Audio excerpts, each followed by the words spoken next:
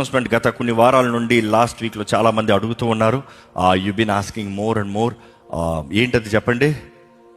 Worship conference. Yeah, so ఇనీషియల్గా మన December 1st week అనుకున్నాం, అది జరగలేదు. కానీ ఈ సంవత్సరం వర్షిప్ కాన్ఫరెన్స్ దాకా వెళ్ళాం కదా. So by the grace of God we are still planning and praying. Venue update చేస్తాము.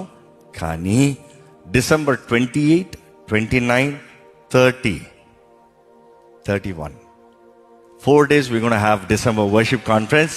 Get ready for it. It's going to be amazing time. మామూలుగా కాదు. And ఈసారి it's going to get even bigger, even better, even wonderful. Pray for it. Pray for it. Prepare for it. Be a part of it. దేవుడు మనల్ని పనులు వాడుకోవాలంటున్నాడా? రండి. ఇచ్చే కృపనిచ్చాడా? ఇవ్వండి. ఇది ఎంతో ఖర్చుతో కూడింది, ఎంతో ప్రయాసతో కూడింది, ఎంతో పెద్ద కార్యం. కాబట్టి ఈ విషయం కొరకు ప్రార్థన చేయండి, సిద్ధపడండి.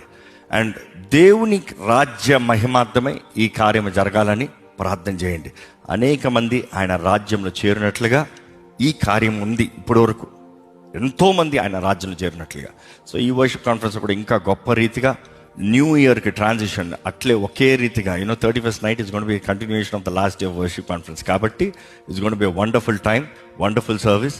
కాబట్టి 4 days దేవుని సన్నిధిలో మనకు అప్పటికే క్రిస్మస్ సెలబ్రేషన్స్ అన్నీ అయిపోయి ఉంటాయి, అందరు హడావుడి తీరిపోయి ఉంటుంది. సో చివరికి సంవత్సరం అంతంలో 4 రోజులు దేవుని సన్నిధిలో సమయం గడిపి సిద్ధపాటుతో, ప్రార్థనతో, సమర్పణతో మనం ముందుకెళ్ళబోతున్నాము.